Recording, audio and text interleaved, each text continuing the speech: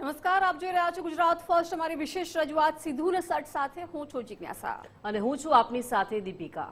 સિદ્ધુ ને સટમાં આજે વાત કરવી છે ઈરાન ઇઝરાયલ યુદ્ધમાં સતત 22મા દિવસે વિકરાળ બનેલી પરિસ્થિતિની. હવે આ યુદ્ધ છે હિન્દ મહાસાગર સુધી પહોંચ્યું છે. ઈરાન અત્યાર સુધી મિડલ ઇસ્ટના દેશો સહિત ઇઝરાયલ પર સતત હુમલા કરી રહ્યું હતું. આજે હિન્દ મહાસાગરમાં ખાસ અમેરિકા અને બ્રિટનના બે સૈન્ય બેઝ છે ત્યાં હુમલો કર્યો હતો. બે મિસાઇલ વડે ટાર્ગેટ કર્યો હતો. જો કે આ બંને મિસાઇલોને તોડી પાડવામાં અમેરિકાના બેઝને સફળતા મળી છે અને આ નિષ્ફળતા ઈરાનને હાથ લાગી છે. બધાની વચ્ચે આજે પ્રધાનમંત્રી મોદીએ પણ ઈરાનના રાષ્ટ્રપતિ સાથે વાતચીત કરી છે અને મિડલ ઇસ્ટમાં જે ઈરાન તરફથી હુમલા થઈ રહ્યા છે એની નિંદા પણ પ્રધાનમંત્રી નરેન્દ્રભાઈ મોદીએ કરી છે. સાથે જ અમેરિકા તરફથી આજે એક સ્ટેટમેન્ટ આવ્યું હતું કે નાટો દેશો જે સતત આ યુદ્ધને કારણે મોંઘવારીની પોકાર બોલાવે છે પરંતુ યુદ્ધમાં સાથ નથી આપતા અને કાગળ પરનો વાઘ છે એ નાટો દેશોને ડોનાલ્ડ ટ્રમ્પે ગણાવ્યા છે. બીજી તરફ હવે ઈરાન તરફથી તેલની ખરીદી કરી શકે છે એવી વાત ટ્રમ્પ તરફથી કરવામાં આવી છે. હોર્મુઝ સ્ટ્રેટ જે પ્રતિબંધ લગાવવામાં આવ્યું છે ઈરાન તરફથી એને લઈને પણ ઘણી બધી વાતચીત વૈશ્વિક સ્તરે થઈ રહી છે. ત્યારે યુરોપિયન યુનિયનનું આજે એક મહત્વનું સ્ટેટમેન્ટ આવ્યું છે. યુરોપિયન યુનિયનના સચિવ તરફથી કહેવામાં આવ્યું છે કે અમે આ મામલે વાટાઘાટો કરી રહ્યા છે. ઈરાન જો કે સ્પષ્ટપણે કહી રહ્યું છે કે અમે હોર્મુઝ સ્ટ્રેટ છે સંપૂર્ણપણે બંધ નથી કર્યું. વાટાઘાટો કરી અમને જે સમર્થન આપી રહ્યા છે એ દેશો માટે અમે આ માર્ગ છે ખુલ્લો રાખ્યો છે. ભારત માટે રાહતના સમાચાર એ પણ છે કે શિવાલિક અને નંદા દેવી પછી વધુ બે જહાજ છે એલપીજીનો મોટો જથ્થો લઈને ભારત આવશે અને એ માટેની મંજૂરી પણ મળી ગઈ છે. પરંતુ યુદ્ધ સતત ભીષણ પરિસ્થિતિમાં પહોંચી રહ્યું છે. એક તરફ ટ્રમ્પ છે આજીજી કરતા દેખાયા મોટા દેશોને કે સાથ આપે. ખાસ નાટો દેશોએ જે પ્રકારે કોઈ પણ પ્રકારનું રિએક્શન અત્યાર સુધી નથી આપ્યું તેને લઈને ટ્રમ્પે નારાજગી બતાવી હતી.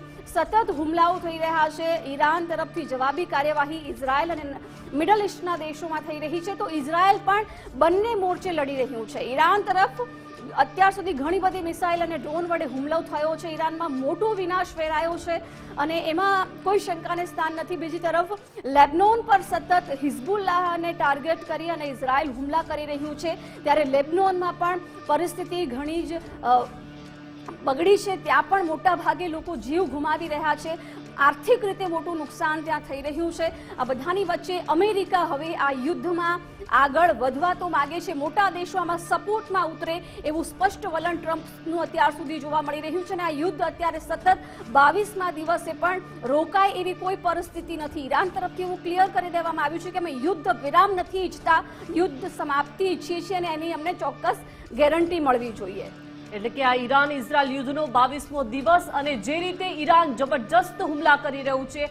અત્યારે તો 4000 કિલોમીટરની રેન્જમાં ટાર્ગેટ માટે ઈરાને જ્યારે મિસાઇલ છોડી તેને લઈને હવે આ જે યુદ્ધ જે છે તે સુપર પાવર યુદ્ધ જે છે તે ગણવામાં આવી રહ્યું છે અને જે રીતે ઈરાન જબરજસ્ત કાર્યવાહી કરી રહ્યું છે 22મા દિવસે અને આ યુદ્ધ હવે વર્લ્ડ વોર 3ના એંધાણ આપી રહ્યું છે. કેમ કે હજુ પણ આ ત્રણ દેશો જે છે તે રૂકવાનું નામ નથી લઈ રહ્યા. અમેરિકા ઇઝરાયલ તરફથી સંયુક્ત રીતે હુમલા કરવામાં આવ્યા, ઈરાનમાં વ્યાપક નુકસાન કરવામાં આવ્યું પરંતુ હવે ઈરાન પણ તાબડતોબ અને જડબાતોડ જવાબ આપી રહ્યું છે. પરંતુ આ 4000 કિલોમીટર રેન્જમાં હવે જ્યારે મિસાઇલ ઈરાન તરફથી છોડવામાં આવી રહી છે ત્યારે આ મિસાઇલને લઈને અનેક સવાલો છે. સાથે સાથે આજે જે સ્ટેટમેન્ટ્સ પણ સામે આવ્યા છે હોર્મુઝ સ્ટ્રેટને લઈને યુએન મહાસચિવનું જે નિવેદન આવ્યું છે તે પણ ખૂબ જ મહત્વપૂર્ણ છે.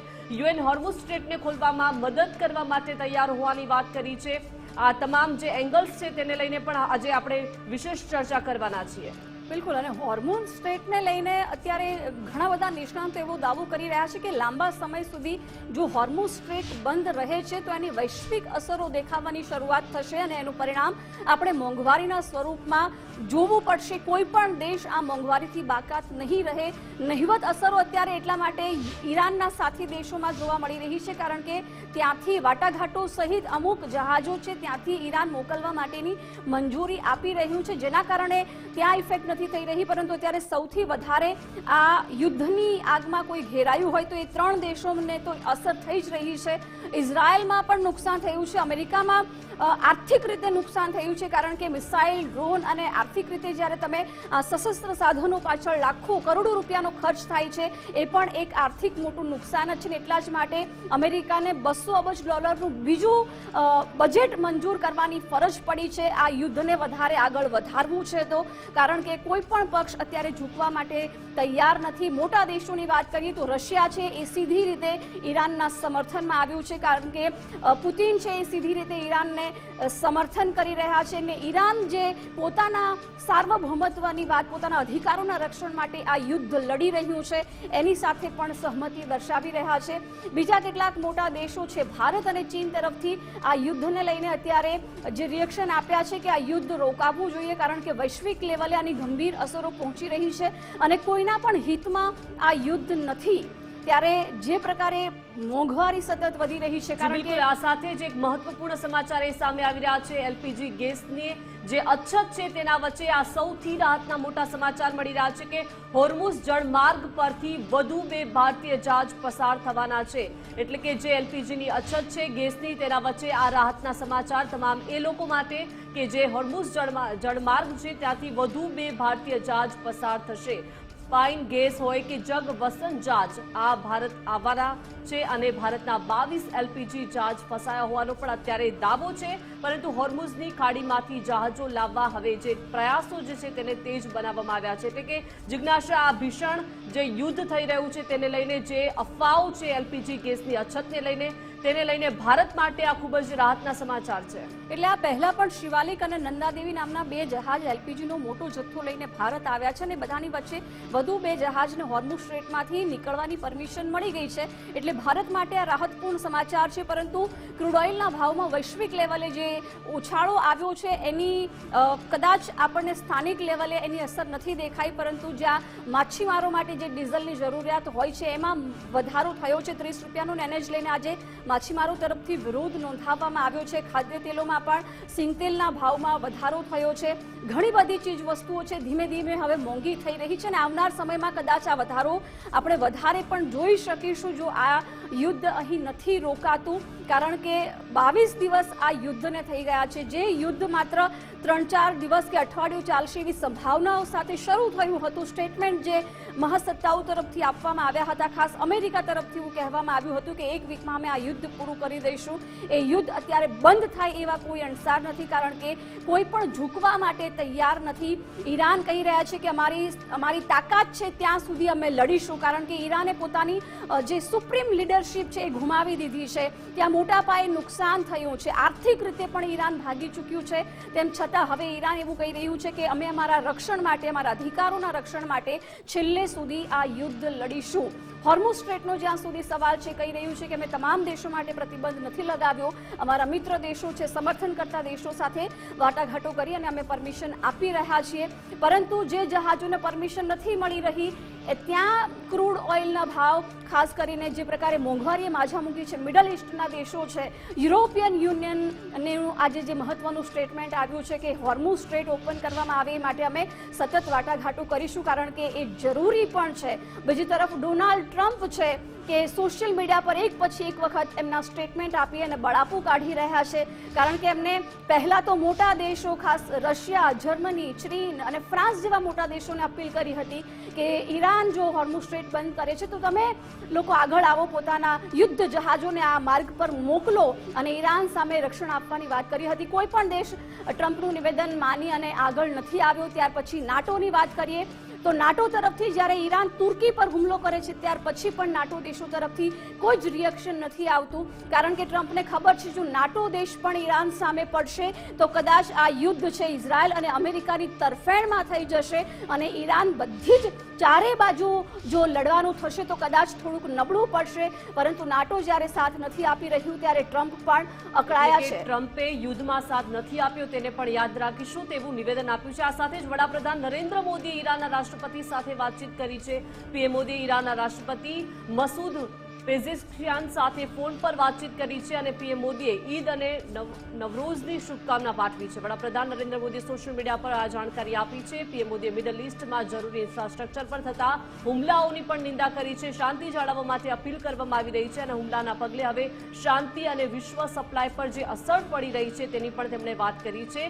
દરિયાઈ માર્ગ ખુલ્યા અને સુરક્ષિત રહેવા ખૂબ જ જરૂરી હોવાની પણ વાત વડાપ્રધાને કરી છે, કેમ કે જે દરિયાઈ માર્ગો પર હુમલા થઈ રહ્યા છે, દરિયાઈ માર્ગ જે રીતે બંધ થઈ રહ્યા છે તે માર્ગ હવે ખુલ્લા રહેવા જોઈએ અને સુરક્ષિત રહેવા જોઈએ તેવી પણ તેમણે ભારપૂર્વક નિવેદન આપ્યું છે. સાથે સાથે ઈરાનમાં રહેલા ભારતીયોની સુરક્ષામાં મદદ કરવા માટે પણ ઈરાનનો આભાર માન્યો છે. વડાપ્રધાન નરેન્દ્ર મોદી સતત જે છે તે સંપર્કમાં રહી રહ્યા છે અને હવે ઈરાનને આભાર પણ માન્યો છે, કેમ કે ત્યાં જે ભારતીયો રહી રહ્યા છે, જ્યાં ભારતીયો વસવાટ કરી રહ્યા છે તેની સુરક્ષાને લઈને પણ મદદ કરવા માટે વડાપ્રધાને ઈરાનનો આભાર માન્યો છે. બિલકુલ, અને આ જ મુદ્દે વિસ્તૃત ચર્ચા કરવી છે કે યુદ્ધના 22મા દિવસે પરિસ્થિતિ વધુ ભીષણ બની રહી છે. ક્યાં જઈને આ યુદ્ધ અટકી શકે છે અને અત્યારની પરિસ્થિતિ પ્રમાણે વૈશ્વિક લેવલે શું પરિસ્થિતિ સર્જાઈ છે? આપણી સાથે ડિફેન્સ એક્સપર્ટ મનન ભટ્ટ જોડાઈ ગયા છે. મનનજી, ખૂબ ખૂબ સ્વાગત છે ગુજરાત ફર્સ્ટમાં આપનું. અને પહેલો સવાલ કે અત્યાર સુધી ભારતનું રિએક્શન હતું કે યુદ્ધ વિરામ થાય એ જ સૌના હિતમાં રહેશે. આજે વડાપ્રધાને ઈરાનના રાષ્ટ્રપતિ સાથે વાતચીત કરી છે, ઈદની શુભેચ્છા તો પાઠવી છે, પરંતુ સાથે સાથે મિડલ ઈસ્ટમાં જે ઈરાને હુમલા કર્યા છે એની પણ નિંદા કરવામાં આવી છે, કારણ કે ઘણી બધી વિપરીત અસરો ત્યાં દેખાઈ રહી છે.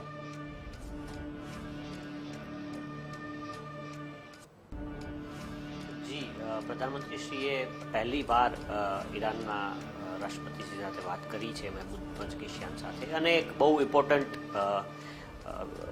મેસેજ છે આ યુદ્ધના સંદર્ભે.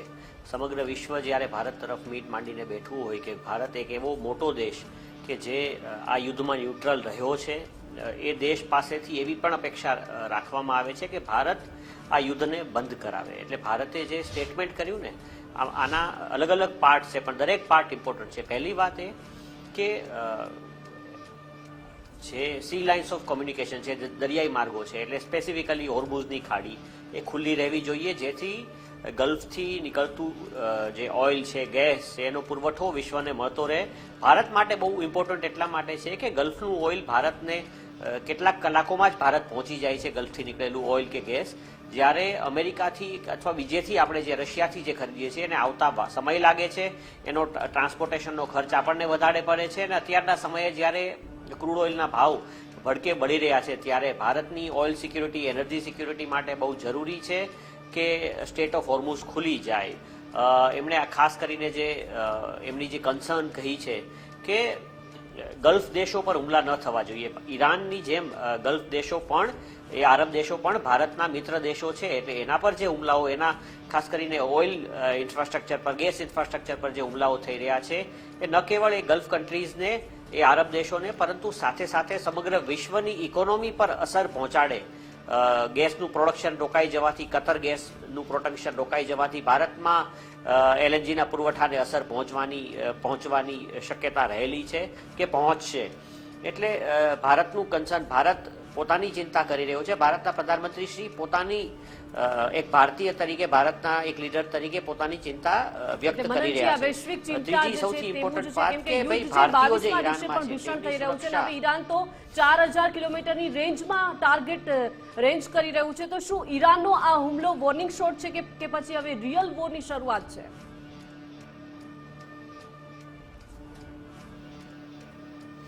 ઈરાને ડિએગો ગાર્સિયા જે બેઝ છે ઇંગ્લેન્ડ અને અમેરિકાનો, 50 વર્ષથી ડિએગો ગાર્સિયાના જે મૂળ નિવાસીઓ છે તેમને ત્યાંથી મારી હટાવ્યા અને આ લોકો પોતાનો બેઝ બનાવી બેઠા છે હિન્દ મહાસાગરની અંદર. એટલે એ બેઝ, એ જમીન, જે નાનો ટાપુ છે, એ ટાપુ પરનું અમેરિકા અને ઇંગ્લેન્ડનો જે કબજો છે એ ગેરકાયદેસર છે, ત્યાંના મૂળ નિવાસીઓને હટાવ્યા છે. હવે વાત કરીએ ઈરાનના હુમલાની, તો અમેરિકા અને ઇઝરાયલ પર જ્યારે હુમલા થયા છે ત્યારે F-35 વિમાનને તોડી પડાયું, તો એમણે કહ્યું કે વિમાન ખાલી થોડું નુકસાન થયું છે અને પાયલટ બચી ગયો છે. F-15, F-16 વિમાનો યુદ્ધના શરૂઆતના જ તબક્કામાં બીજે કે ત્રીજે દિવસે જ પાડી દેવામાં આવ્યા ઈરાન દ્વારા. ત્યારે એવું કહેવામાં આવ્યું કે વિમાનો તો બ્લુ ટુ બ્લુ કિલથી પાડી દેવામાં આવ્યા છે. એટલે હું આ વાતને પિંચ ઓફ સોલ્ટ સાથે લઈશ. સંપૂર્ણ સત્ય નથી માનતો. ઈરાને જો બે બેલેસ્ટિક મિસાઇલો વડે હુમલો કર્યો હોય અને બંને મિસાઇલો ડિએગો ગાર્સિયામાં હિટ ન થઈ હોય એ માનવાને કોઈ કારણ નથી. બહુ જલ્દી હું આશા રાખું કે ઇન્ડિપેન્ડન્ટ સેટેલાઇટ ઇમેજરી આવે મે બી ચાઇના તરફથી અને આ હિટ થઈ છે કે નહીં એની ખરેખર ખરાઈ કરવામાં આવે. કેમ કે યુદ્ધના સમયે આ બે દેશો, ઈરાન સતત આપણે જોયું કે ઇન્ફોર્મેશન વોરફેર યુદ્ધ સમયે થતી હોય છે, પણ ઈરાન સતત ને સતત પોતાએ જે લોસીસ કર્યા છે, પછી એના ટોચની લીડરશિપ ગુમાવ્યા બાદ બહુ તાજેતરમાં અલી રજાની સાહેબને ગુમાવ્યા ત્યાર પછી પણ એમણે આ બધી બાબતોનો ટાઈમ ટુ ટાઈમ સ્વીકાર કર્યો છે. જ્યારે અમેરિકા અને ઇઝરાયલ સતત પોતાના લોસીસને છુપાવી રહ્યા છે. એટલે હું નથી માનતો કે સાવે સાવ એમનો એટેક ફેલ ગયો હોય. ઈરાને કહ્યું હતું કે આપ કુછ બડા દેખેંગે અને પછી મોટું થયું છે. એટલે આ ખરેખર બહુ સિગ્નિફિકન્ટ છે. હિન્દ મહાસાગરમાં 4000 કિલોમીટર સુધી વાર કરી શકતી ફતહ-3 જે બેલેસ્ટિક મિસાઇલ છે તેના વડે જે હુમલો થયો છે એ ખરેખર બહુ સિગ્નિફિકન્ટ છે અને અમેરિકાને આ યુદ્ધનું પિંચ ફીલ થવા માંડ્યું છે.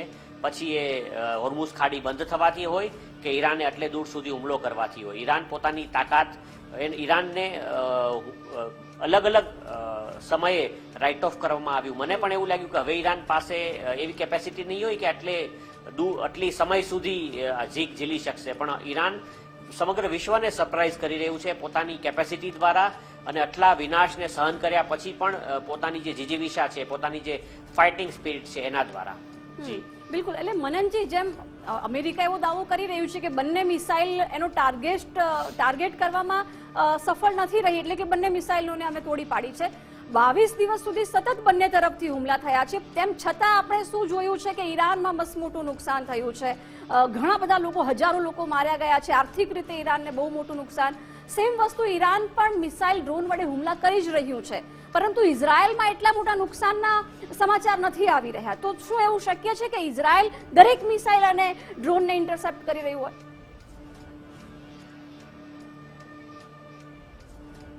ના ના, બિલકુલ શક્ય નથી. ઇઝરાયલ પોતાના લોસીસને છુપાવી રહ્યું છે અને ભયંકર નુકસાન ઇઝરાયલમાં ચોક્કસ થયું હશે. સવાલ એ જ છે કે અત્યારે જ્યારે અમેરિકન જે એક્સપર્ટ્સ છે, જે લોકોની પાસે સેટેલાઇટ ઇમેજરી જોવાની કેપેબિલિટીઝ છે, એ સેટેલાઇટ્સ પણ અમેરિકાના છે કે એ લોકો ત્યાં ડાયરેક્ટ નથી કરી રહ્યા. ઇઝરાયલને ઘણું મોટું નુકસાન થયું છે. પછી ઇઝરાયલની હાઇફાની રિફાઇનરી હોય, ઇઝરાયલનું મિલિટરીનું કમાન્ડ સેન્ટર હોય, સમય સમય પર ઈરાને જે દાવો કર્યો છે એ પ્રમાણે હુમલાઓ થયા છે. એ ઉપરાંત ઇઝરાયલના ક્લસ્ટર ઇમ્યુનિશન, એટલે કે એક મિસાઇલ કે જેમાંથી એક સાથે સેંકડોની સંખ્યામાં બોમ્બ્સ નીકળે, એ ક્લસ્ટર ઇમ્યુનિશન વડે ઇઝરાયલ પર હુમલા થઈ રહ્યા છે અને ઇઝરાયલ ભારે મોટું નુકસાન વેઠી રહ્યું છે. આપે જે રીતે આગળ વાત કરી કે ઇઝરાયલ વિશ્વને ડિસ્ટ્રેક્ટ કરી રહ્યું છે પોતાના નુકસાનથી ડિસ્ટ્રેક્ટ કરવા માટે. બીજી એક તો બહુ કડક સેન્સરશિપ લાદી છે. વળી ઇઝરાયલ અને દુબઈમાં પણ એવું છે, યુએઈમાં પણ બહુ કડક સેન્સરશિપ લાદવામાં આવી છે, એટલે ત્યાંનું નુકસાન પણ બહાર નથી આવી રહ્યું. બીજી તરફ ઇઝરાયલે જે નવો ફ્રન્ટ લેબેનોનમાં ખોલી નાખ્યો છે, હવે ત્યાં આગળ તો ભારતીય સૈનિકો યુએન પીસ કીપિંગ ફોર્સ માટે ગયા છે. તો ભારતીય સૈનિકોને પણ જો ઇઝરાયલ લેબેનોનમાં આવી રીતે હુમલાઓ કરે તો ભારતીય સૈનિકોની સુરક્ષા પર પણ સવાલો ઊભા થાય છે. એટલે ઇઝરાયલનું અગ્રેશન, મિલિટરીલી ઇઝરાયલ જે કરી રહ્યું છે સૈન્ય દ્રષ્ટિએ, આ બાબતો એક પ્રકારે એમ કહી શકાય કે આ વૈશ્વિક શાંતિને, સમગ્ર વિશ્વની શાંતિને જોખમમાં મૂકે છે અને માનવતાને શર્મસાર કરી દે તેવી હરકતો સતત એક પછી એક ઇઝરાયલ કરી રહ્યું છે. મનનજી, શરૂઆતમાં લાગતું હતું કે આ યુદ્ધ અઠવાડિયા સુધી ચાલશે, પરંતુ 22મા દિવસે પણ એટલું જ વિકરાળ છે. ઈરાન પણ જબરજસ્ત હુમલા કરી રહ્યું છે. તો શું આપને લાગી રહ્યું છે કે શું હવે ગ્લોબલ પીસ ખતરામાં છે?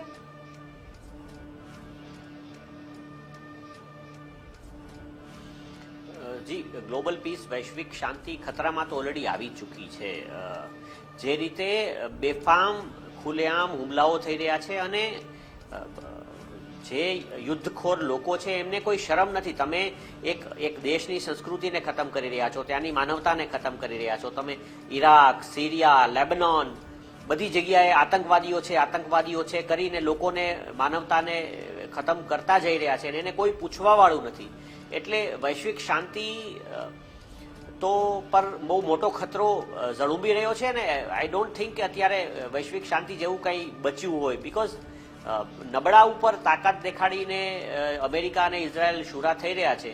એ જોતા આ બાબત આજ કેવું છે કે આ યુદ્ધ જે છે, તમે જે પ્રશ્ન પૂછી રહ્યા છો એની જો વાત કરું તો અત્યારે બધાને ખબર છે કે અમેરિકા અને ઇઝરાયલ ખૂબ તાકાતવર છે, બંને પાસે ન્યુક્લિયર આર્મ્સ છે, પણ આ યુદ્ધમાં આપણે જોયું કે કઈ રીતે ગલ્ફ કન્ટ્રીઝ જે અમેરિકાના પ્યાદા બનેલા હતા તેના પર ઈરાને હુમલો કર્યો, પણ એ લોકો હજી ડરે છે. હજી બંને તરફથી એમને ડર છે કે એક તરફ અમેરિકાનો ડર છે, ઇઝરાયલનો ડર છે, બીજી તરફ ઈરાનનો ડર છે, એટલે એ યુદ્ધમાં ઇન્વોલ્વ નથી થયા. રશિયા પણ પોતે 4 વર્ષથી યુક્રેન યુદ્ધમાં ફસાયેલું છે, ઇન્વોલ્વ નથી થયું. ચીન તો વેપારી દેશ છે, ભલે ઈરાનને ચીન અને રશિયા મદદ કરી રહ્યા હોય, પરંતુ સીધી રીતે એ લોકો યુદ્ધમાં સામેલ નથી થયા. એટલે સમગ્ર વિશ્વ ફિંગર્સ ક્રોસ કરીને બેઠું છે કે બહુ જલ્દી આ પરિસ્થિતિ થાળે પડે, અમેરિકા આમાં યુદ્ધમાં વિજય જાહેર કરે અને ગમે તેમ કરીને આમાંથી નીકળે, જેથી ફરીવાર જે નોર્મલ વર્લ્ડ ઓર્ડર હતો એ પાછો સ્થાપિત થાય અને વિશ્વ જે રીતે મોંઘવારી ને મંદીની ચિંતા અને પિંચ અનુભવી રહ્યું છે એમાં કંઈક ને કંઈક રાહત મળે. બિલકુલ. અને મનનજી, આજ જેમ નાટોને લઈને વારંવાર ટ્રમ્પ કહી ચૂક્યા છે, ત્યાં નારાજગી બતાવી ચૂક્યા છે કે નાટો દેશો મોંઘવારીની વાતો કરે છે, પણ કોઈ સામે નથી પડી રહ્યું ઈરાનની. એમને ખબર છે કે જો નાટો દેશો પણ સીધી રીતે ઈરાન સામે પડશે તો કદાચ ઈરાનની મુશ્કેલીઓમાં વધારો થઈ જશે, કારણ કે ચારે તરફથી ક્યાં પહોંચી વળશે ઈરાન, એવું નથી થઈ રહ્યું. ટ્રમ્પ અકળાઈ રહ્યા છે, કોઈક ને કોઈક કારણોસર એ યુદ્ધમાંથી નીકળવા માંગે છે, પરંતુ ઇઝરાયલનું શું સ્ટેન્ડ અત્યારે, કઈ જ પ્રકારનું સ્ટેન્ડ ઇઝરાયલનું નથી દેખાઈ રહ્યું?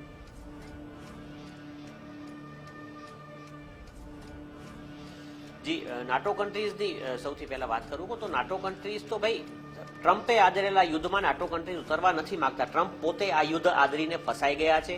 એમના રોજ બદલતા સ્ટેટમેન્ટ્સ, એમની રોજ બદલતી ગોલપોસ્ટ, કે ક્યારે કહે છે અમારે રિજીમ ચેન્જ જોતો હતો, ક્યારે કહે છે અમારે ડિન્યુક્લિયરાઇઝેશન કરવું હતું, આજે જ એમણે ઈરાનની ન્યુક્લિયર ફેસિલિટી નિમિત્ત પર હુમલાઓ કર્યા છે. એટલે એ ગોલપોસ્ટ ચેન્જ થઈ રહી છે. એટલે ટ્રમ્પની સાવા, અને બીજી તરફ આજ ટ્રમ્પે નાટો કન્ટ્રીઝને ખૂબ બધી ધમકીઓ આપી હતી, નાટો ફોર્સીસને ફંડિંગ બંધ કરી દીધું હતું. એટલે તમે એક તરફ લોકોનું ગળચી પકડો અને પછી એમ કહો કે હવે હું તો અહીંયા મરવા પડ્યો છું, તમે પણ આમાં આવો, એવું એ લોકો કોઈ કરવા માંગતું નથી. હવે વાત કરીએ ઇઝરાયલની, તો ઇઝરાયલ એક એવો દેશ છે કે એણે એની એમ, એનો લક્ષ્ય બહુ ફિક્સ છે. એમણે સૌથી પહેલા ઈરાનની ટોપ લીડરશીપને ખતમ કરી નાખી, પછી લારીજાની જેવા એવા નેતા કે જે ખરેખર આ યુદ્ધમાં શાંતિ સ્થાપના માટેની ચર્ચા કરી શકે તેમ હતા, એને ખતમ કરી નાખ્યા. એટલે એની ઈરાદો, ઇઝરાયલનો ઈરાદો એ છે કે આ યુદ્ધ ખતમ ન થાય, ઈરાન ખતમ થઈ જાય, એક દેશ તરીકે, એક સંસ્કૃતિ તરીકે ઈરાન ખતમ થઈ જાય. એણે પોતાની આજુબાજુમાં લેબનોન પર પણ આવું જ યુદ્ધ આદર્યું છે. એટલે ઇઝરાયલનો ઈરાદો બહુ સ્પષ્ટ છે. ઇઝરાયલ ઈરાનને કોઈ પણ ભોગે ખતમ, સપાટ કરવા માંગે છે. જેવું એમણે હમાસનું નામ લઈને ગાઝા પટ્ટી પર કર્યું, પેલેસ્ટાઇનને એક દેશ તરીકે ખતમ કરી નાખ્યો, આવું જ કંઈક ઈરાનને એક દેશ તરીકે ખતમ કરી નાખવાનું કામ ઇઝરાયલ કરવા માંગે છે. અને એનો સાથ આપીને ટ્રમ્પ પણ ક્યાંક ને ક્યાંક આ ખોટા કામમાં સહભાગી બન્યા છે. અને હવે આ ફસાયેલા ટ્રમ્પ આમાંથી નીકળવા માટે તરફડિયા મારે છે, અને એટલે એ બીજા બધા દેશોને આમાં આવવા માટે, જાપાનને, નાટો કન્ટ્રીઝને, યુરોપિયન કન્ટ્રીઝને, બધાને આમાં ઘૂસવાનું કહે છે.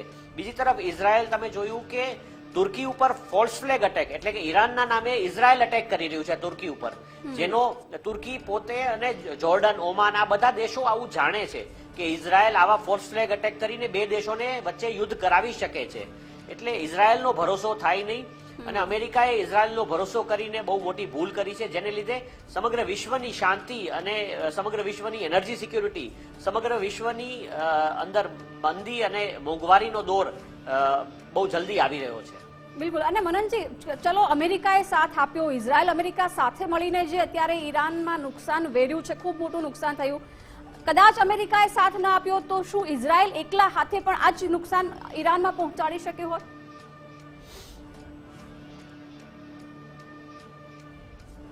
અમેરિકાએ સાથ ન આપ્યો હોત, એ છે ને, એ સ્ટેટમેન્ટ થોડું સમજવા જેવું છે. આની પહેલા જ્યારે 12 ડે વોર થઈ તો છેલ્લે જ્યારે ફોર્ડોની અને નિમિત્સની ન્યુક્લિયર ફેસિલિટી ઉપર ઇઝરાયલ હુમલો કર્યો, ત્યારે એ જે હુમલામાં અમેરિકી જહાજો B-2 bombers bunker buster bomb લઈને અમેરિકાથી ઉડ્યા હતા. પરંતુ ઇઝરાયલ ક્યારેય એકલું યુદ્ધમાં ઉતરતું નથી, અને અમેરિકન સાથ, એટલે કે અમેરિકાના સેટેલાઇટ્સ, અમેરિકાનું ઇન્ટેલિજન્સ અમેરિકાની સેન્ટ્રલ કમાન્ડ, આ બધાનો સીધો સપોર્ટ મળતો રહે છે. અમેરિકા પોતે ભલે યુદ્ધમાં ઇન્વોલ્વ, કદાચ સૈનિકો મોકલે કે પછી બોમ્બર્સ મોકલે કે ન મોકલે, વિમાનો મોકલે કે ન મોકલે, મિસાઇલો દાગે કે ન દાગે, પણ ઇઝરાયલ સાથે ઈરાન વિરુદ્ધના યુદ્ધમાં અમેરિકા ત્યારે પણ હતું અને અત્યારે પણ છે. અત્યારે ડાયરેક્ટલી ઇન્વોલ્વ છે. એ પેલો જે એમણે હવાઈ હુમલો કરીને જે ન્યુક્લિયર સાઇટ્સ પર હુમલો કર્યો અને એવો દાવો કર્યો કે ઈરાનનું ડિન્યુક્લિયરાઇઝેશન થઈ ગયું છે સપ્ટેમ્બરમાં, ત્યાર પછી અમેરિકાએ પાછું વળીને જોયું નથી. અને બીજા યુદ્ધમાં તો એ લોકો ડાયરેક્ટલી ઇન્વોલ્વ રહ્યા છે. એટલે ઇન્વોલ્વમેન્ટ બે પ્રકારનું છે, ડાયરેક્ટ અને ઇનડાયરેક્ટ. આ વખતે એમનું ડાયરેક્ટ ઇન્વોલ્વમેન્ટ છે. ઇનડાયરેક્ટલી પણ ઇન્વોલ્વ હોત તો કદાચ ઈરાનને આટલું બધું નુકસાન ન થાત અને કે છે ને બે ઉબળિયા બાથે વળગ્યા એવું થાત કે ઇઝરાયલ અને ઈરાન બેયની કેપેસિટી તો ઓલમોસ્ટ સરખી થઈ જાત અને બંને સામસામે લડત તો ખરેખર જોવા જેવી થાત. એક પણ અમેરિકાના ઇન્વોલ્વમેન્ટને લીધે પાસું બહુ વધારે ઇઝરાયલ અમેરિકા તરફ વળી ગયું છે.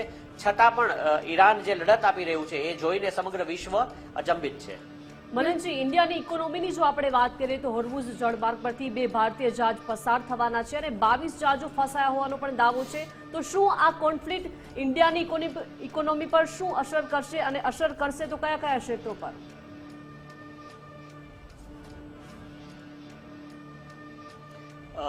જો ભારતની ઇકોનોમીને જહાજો ફસાવાથી અસર થાય એવી ફ્રેલ ઇકોનોમી આપણી નથી. જહાજો તો ચાલો આપણે વાતચીત કરીને કાઢી લાવશું, ડિપ્લોમસીથી કાઢી લાવશું, પરંતુ એ 22 કે 30 જહાજો ઉપર ભારતની ઇકોનોમી નિર્ભર નથી. ભારતની કે આખા વિશ્વની, સમગ્ર વિશ્વની ઇકોનોમી જે છે એ ઓઇલ બેઝડ ઇકોનોમી છે, કાળા તેલ પર નિર્મિત ઇકોનોમી છે. આખું વિશ્વ બધું જ ચાલે છે આ કાળા તેલ ઉપર. તો જેવી રીતે ક્રૂડ ઓઇલનો ભાવ વધ્યો, ક્રૂડ ઓઇલનો ભાવ હવે ઓલરેડી આસમાને પહોંચ્યો છે ને એને કંટ્રોલ કરવો આ સમયે, કેમ કે અલગ અલગ જે ક્રૂડ પ્રોડક્શન કરતા દેશો છે એ ફોર્સ મજોરે ડિક્લેર કરીને ગેસનું અને ક્રૂડ ઓઇલનું પ્રોડક્શન બંધ કરી ચૂક્યા છે. ઈરાન હોય કે પછી ગલ્ફ કન્ટ્રીઝ હોય, એ બધા ઉપર વાઇઝ વર્ઝા એમના ક્રૂડ ઓઇલ ફેસિલિટી ઉપર, મોટી મોટી રિફાઇનરીઓ ઉપર હુમલાઓ થયા છે. પછી એ ઈરાને કર્યા હોય, ઇઝરાયલે કર્યા હોય, કોઈ પણ કર્યા હોય, પરંતુ હુમલાઓ થયા છે અને આ ઘણી બધી રિફાઇનરીઓને કરોડો અરબોનું નુકસાન થયું છે. એટલે ફરીવાર આ રિફાઇનરીઓને કાર્યરત કરવા માટે જે સમય લાગશે એ સમય દરમિયાન તમારી પાસે મજબૂરી છે કે તમારે અમેરિકન, વેનેઝુએલન અને રશિયન ઓઇલ ખરીદવું પડશે. ઓઇલના ભાવ ભડકે બળવાથી અને જે ગલ્ફથી આવતું ઓઇલ જેનું ટ્રાન્સપોર્ટેશનનો સમય ઓછો લાગે છે, ટ્રાન્સપોર્ટેશનના ચાર્જીસ ઓછા લાગે છે. રશિયન ઓઇલ આની પહેલા આપણે જે ખરીદતા હતા, જે 50% ડિસ્કાઉન્ટ સાથે મળતું હતું, ઇન્ડિયન રૂપીઝમાં આપણે જે ઇરાનિયન ઓઇલ ખરીદતા હતા, ગેસ ખરીદતા હતા, આ બધો ડિસ્કાઉન્ટ, કેમ કે માર્કેટમાં જ્યારે આગ લાગે, ભડકે બળે, ત્યારે બધું ઓનમાં મળવા માંડે. આપણે ગુજરાતીઓમાં કહે ને કે ગાડીઓ, કોવિડ જ્યારે ઇફેક્ટમાં આવ્યો ત્યારે આ લોકોએ ગાડીઓનું પ્રોડક્શન ઘટાડ્યું હતું. પ્રોડક્શન ઘટે એટલે તમારે ગાડી યા તો ઓનમાં લેવી પડે યા તો રાહ જોવી પડે. હવે ભારતની ઇકોનોમી, ભારતીય જનતા આપણે પેટ્રોલ માટે કે ગેસ માટે કે પછી ડીઝલ માટે આપણે રાહ જોઈ શકીએ એવી પરિસ્થિતિ નથી. વળી ગેસથી આપણું જે ખાતરનું પ્રોડક્શન છે, ખાતર, કેમ કે હવે ચોમાસું આવશે, આપણા ખરીફ પાકની સિઝન આવવાની છે, એટલે સમગ્ર વિશ્વમાં પાકની સિઝન પણ આવે છે. એટલે આ ધીસ થિંગ્સ કાન્ટ વેઇટ. એટલે આપણી ઇકોનોમીને રળતી રાખવા માટે ગમે તેટલું મોંઘું હોય તો પણ આપણે આ બધી વસ્તુઓ ખરીદવી પડશે અને એની અસરો આપણી ઇકોનોમી પર, વૈશ્વિક ઇકોનોમી પર એટલે આ યુદ્ધની અસર છે એનાથી કોઈ બાકાત નથી રહેવાનું. આપણા દેશમાં પણ એની અસર દેખાવાની શરૂઆત થઈ ગઈ છે. મનનભાઈ, ખૂબ ખૂબ આભાર, આપ અમારી સાથે ચર્ચામાં જોડાયા. તો જે પ્રકારે ફર્ટિલાઇઝર મોંઘું થતા ખેડૂતો ચિંતિત છે, બીજી તરફ ગઈકાલે પણ ન્યૂઝ હતા કે માત્ર એલપીજી કે પેટ્રોલ, ડીઝલ એક્સપોર્ટ કરીએ છીએ એવું નથી, એ સિવાયની અનેક વસ્તુઓ જે એક્સપોર્ટ થતી હતી એ ખોરવાઈ છે. ટ્રાન્સપોર્ટેશન મોંઘું થવાને કારણે, એના કારણે અલગ અલગ બિઝનેસ પર આની અસર સીધી રીતે પડી રહી છે. અગરબત્તીનો ધંધો છે ક્યાંક ઠપ થયો છે, કેમ કે પેટ્રોકેમિકલ્સ આપણે છે એક્સપોર્ટ કરતા હતા. આજે માછીમારો જે ડીઝલનો યુઝ કરે છે એ મોંઘું થયું છે, એની અસર પણ જોવા મળી રહી છે. એટલે અલગ અલગ ધંધાર્થીઓ પર આની સીધી રીતે આની અસર વર્તાઈ રહી છે. પરંતુ જો આ યુદ્ધ આગળના દિવસોમાં ઘણું લાંબુ ખેંચાય છે તો સ્વાભાવિક વૈશ્વિક લેવલે આની ખૂબ ઊંડી અસર પહોંચશે. અમારી વિશેષ રજૂઆત સીધું ને સટમાં અત્યારે બસ આટલું જ. રજા આપશો. નમસ્કાર.